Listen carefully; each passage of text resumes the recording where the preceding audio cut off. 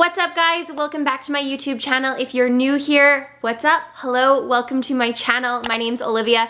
I post all things health, fitness, lifestyle related, and today we are diving into a Q&A. I have not done a Q&A in a really long time, so I'm super excited to just answer some of your questions. I know that I really enjoy watching these kinds of videos when I'm watching other people on YouTube, so I thought, hey, maybe you guys like to watch these also. With that being said, let me know below, what are your favorite YouTube videos to watch? Like, what do you want me to create in the future? And yeah, just to give me some ideas. So just comment below and let me know what your favorite YouTube videos are to watch, and I will absolutely create those for you. Before we get started, I do need to apologize for my head cold I have going on here. I feel pretty good, but I sound a little bit nasally, so my apologies. The show must go on. It's been a while since I posted a YouTube video, so I just needed to get this one up today. But I asked on Instagram, it was probably about a few days ago, for some questions that you guys wanted me to answer, so I have the questions here, and let's go ahead and dive in. Okay, so the first question is one that I really love. It is, what are the essential tools to have to train at home and see real results? So this is such a great question because a lot of people ask me, can I actually train at home and see results? Yes, the answer is yes. Of course, depending on the equipment that you have available to you at home, you may be a little bit limited with what you can do. I always recommend to my clients to have a variety of dumbbells to choose from if they only have dumbbells at home. Dumbbells are really easy to get your hands on. They don't take up much space, and there's so many variations that you can do with just dumbbells alone. So you don't need a lot of equipment to see really great results. However, you may find that eventually in your fitness journey, if you don't increase the weights that you have at home and kind of give yourself access to more equipment, you may find yourself in a place where you're wanting to lift more weight, but you don't have it available to you. So you just need to make sure that you have weights that are challenging for you, and you will absolutely see results. Next question, do you really need to eat in a surplus to gain muscle? Absolutely. If you're wanting to put on more muscle mass, you must be eating in a calorie surplus. If you are brand new to the gym, you can kind of experience a thing called like newbie gains, and you may start to put on a little bit more muscle mass even if you're not eating a calorie surplus. But for anyone who's a little bit more experienced to the gym, you need to be in a calorie surplus if you want to put on muscle mass. I've experienced this time and time again with myself. What is your favorite and least favorite thing to train? So my favorite muscle groups to train are definitely like my glutes specifically, as well as my shoulders. I love both like a leg day that's really focused around my glutes, and then I also love a good shoulder day. My least favorite muscle group to exercise is definitely my abs. I avoid doing it literally at all costs just because I just don't enjoy it at all. I think it's just so boring to just sit there and do crunches or whatever you're doing, Russian twist. So on my Instagram, you'll see that I post tons of different like variations for ab workouts, and I do like to incorporate different exercises just because I get so bored of just doing the same things over and over again. That probably is why I don't like abs. Okay, I have to answer this next one because I always get so many questions regarding the glasses that I wear. Again, you'll probably see me wearing them like pretty much all the time on my Instagram story. I usually wear my glasses when I'm just kind of doing some work and I'm around the house. So majority of my glasses are from the website called I Buy Direct. I'm not affiliated or sponsored or anything with them. I just like their glasses. They're super affordable and the quality of them is really good. For your track and tone guide or Built by Balance, do you need a gym or at home with barbells? What works? Okay, great question. So for my current track and tone guide that I have on my website, you do need access to a gym. It requires dumbbells, barbells, as well as some machines. So you do need access to a gym, or if you have an at-home gym that's well equipped, then that would work as well. So track and tone is my 6-week guide that has 6 weeks worth of workouts. It also has a guide on how to calculate your own macros. It has grocery list ideas, meal plan ideas, and I'll leave the link for that below in the description. Now, Built by Balance is my 12 12-week intensive mentorship program where I teach you how to improve your relationship with food and your body, and also how to exercise effectively.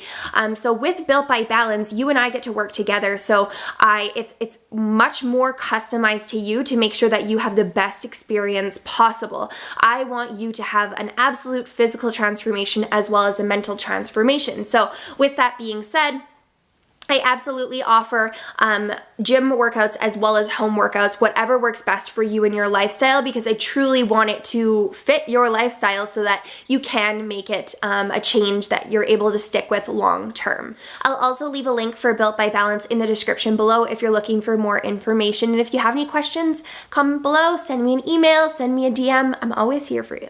What made you want to be a fitness coach? Okay, so I have always loved fitness. It's been something that's been really important to me my entire life. I always grew up doing sports, and I just really kind of found out more about working out once I finished up high school. I wasn't playing sports anymore. I started to feel a little bit out of shape, so I basically introduced myself to the gym. Since introducing myself to the gym, I had an absolute love for fitness. I was always wanting to learn more on like just workouts and nutrition and like how to better myself. And so it's just something that I've always been super, super passionate about. So after high school, I decided to go into the medical field because I knew that I wanted to help people. I was still really, really interested in the health and fitness industry, but I just knew that the medical field would be able to provide me with a job that was going to be able to support me.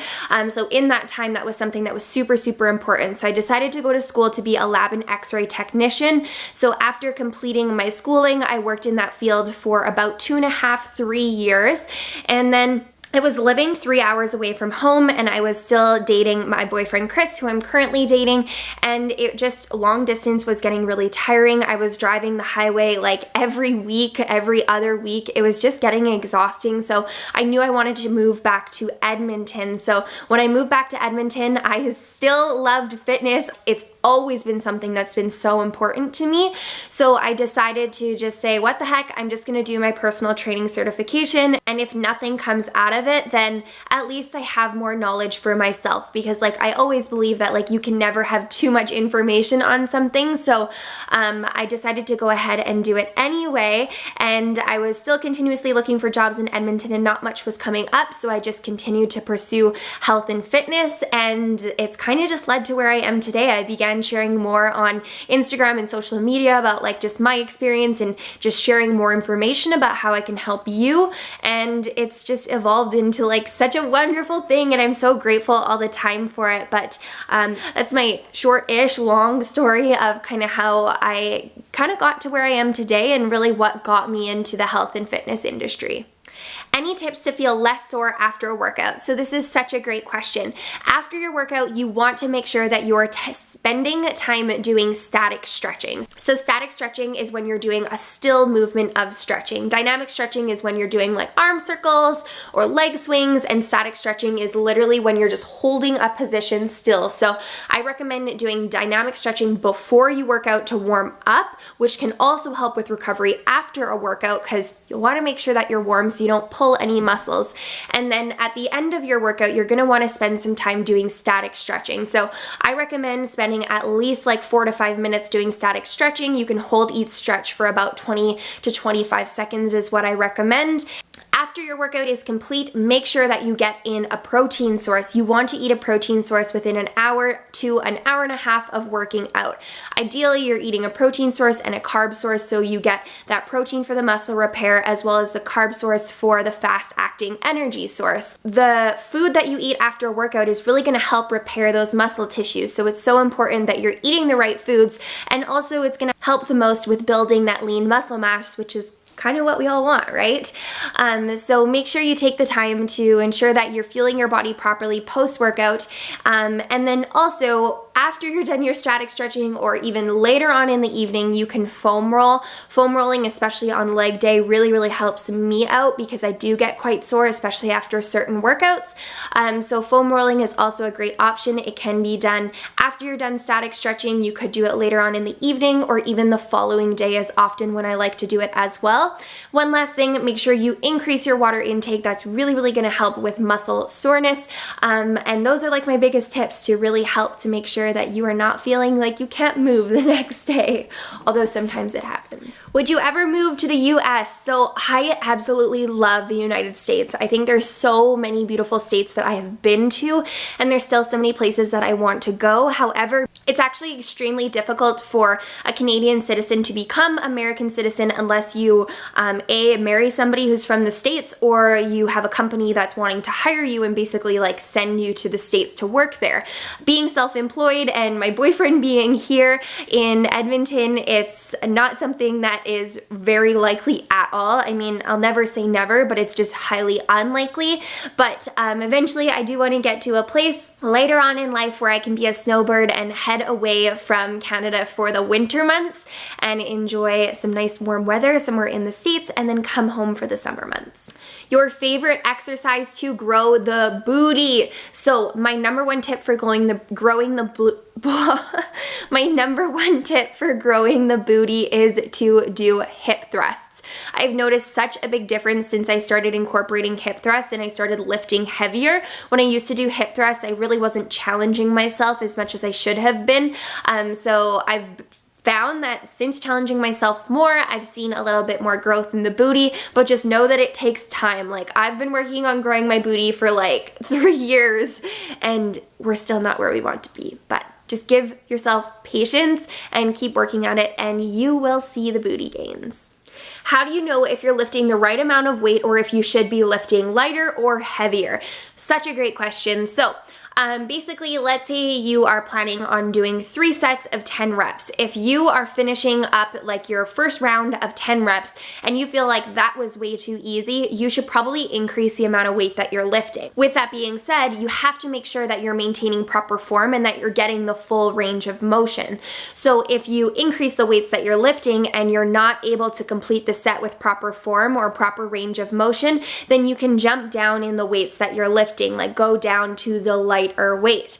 If you find yourself starting to kind of sacrifice your form at any point in time, then you probably are lifting too heavy. Don't be afraid to kind of start off your set with heavier weights and switch down to the lighter weights if you need to during your set, just to make sure that you're maintaining proper form, because at the end of the day, proper form is so important. It's much more important than how much weight you're actually lifting. Tips for sugar cravings and nighttime eating. So my biggest tip for sugar cravings is to keep some healthier options around your house.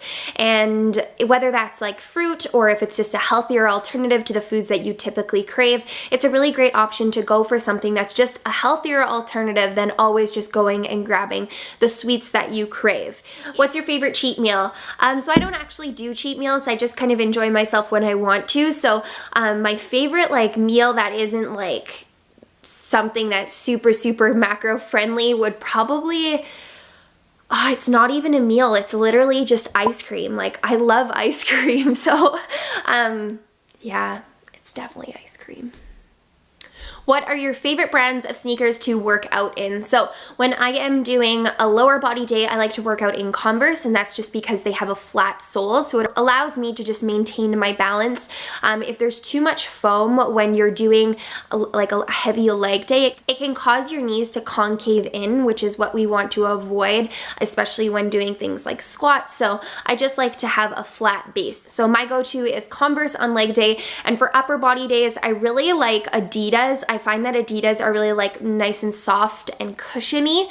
So any upper body day, I usually will wear like the Adidas Swift Run, I believe they're called, or the NMDs I also like. And then for cardio days, Again, I'm not too picky because I don't do much cardio. I'm never doing like really long sessions. So if you're doing long sessions, it's important, very important to pay attention to shoes that are going to support your sole. But for me, I'm not doing long cardio sessions. I don't typically run, not very often. So I just typically wear whatever shoes I'm wearing that day. What are my thoughts on juicing? So this is a great question because I think it really depends on what your intentions are. If you're juicing because you're wanting to lose weight, then I wouldn't recommend juicing. If you're juicing because you're wanting to get in micronutrients, then juicing is fine. So it really depends on like what your intentions are. What inspires you? Oh my gosh, so this one is so cheesy, but honestly, a lot of what inspires me now is you guys, the fact that I show up for Instagram and I show up for YouTube, and that I like to post a lot of things that like motivate you guys. And so my why really comes down to like me just wanting to like be the healthiest that I can be while still enjoying life at the same time. I know that when I'm working out, I feel really good. When I'm fueling my body in the proper way, I feel amazing. And when things kind of take a turn, I'm not feeling my body the right way, I'm not working out, I just don't feel as good. But even bigger than that, honestly, my biggest motivation is like you guys and showing up for you and inspiring you guys. So you guys really keep me motivated. You guys inspire me, and I'm just so grateful to have a platform like this. So thank you so much for your continued support. I really do appreciate it. And I hope to inspire you. That's why I show up here. So yeah, thank you. How tall are you? You seem really tiny, but yet you're taller than most girls you take photos with. Yes, Instagram is so deceiving. So people always tell me that I look really short on Instagram, and then when they meet me in person, they're like, oh, you're tall.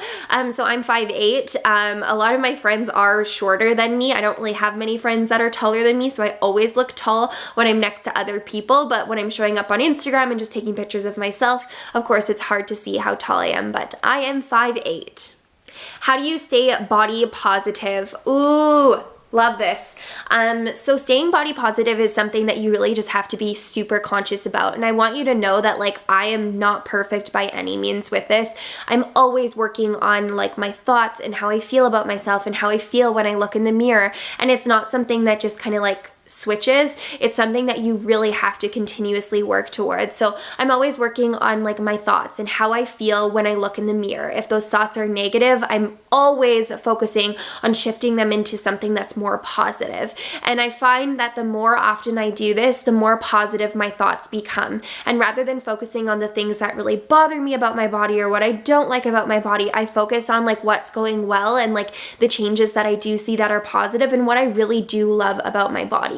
I find that when I focus on these like more positive things, like I'm just overall a happier person. So it takes work. It's not something that just like happens and there's no like magic answer. You literally just have to do the work, and you have to make those switches inside your head and know that anytime those negative thoughts are coming up, they need to be changed into positive thoughts. And sometimes what I'll have my clients do when they're having a lot of like negative self-talk is I'll have them write down 3 things they love about themselves every single morning, because it's such a great way to start the day. And if you're starting your day thinking about like things that you don't like about your body and like how disappointed you are, how upset you are, it's just you're starting your day off on the wrong foot, and you're not going to feel good about yourself that entire day. So if you need to take the time to write down some things that are going to make you feel really good and things that you're super proud of and things that you love about yourself, do so. It makes a huge difference. I've had my clients do this before. I've done this myself, and I highly recommend doing so. It can make all the difference. You just need to take the time and do the work, and know that this does not just happen overnight. So that is going to conclude this lovely Q&A. Again, thank you so much for spending the time to watch this video. I hope that you learned something. If you guys enjoy these Q&As, please let me know below, because if you don't enjoy them, I won't film them anymore. And so I always love getting your feedback. It really helps me out so I can create the best content for you. If you're new here and you have not subscribed yet, please go ahead and make sure you do so. I cannot believe I'm almost at 10,000 of you beautiful humans following along on my YouTube journey. It just makes me so happy and really warms my heart. So thank you so much for subscribing and sticking around. I so appreciate you, and I will catch you in the next video. Mwah.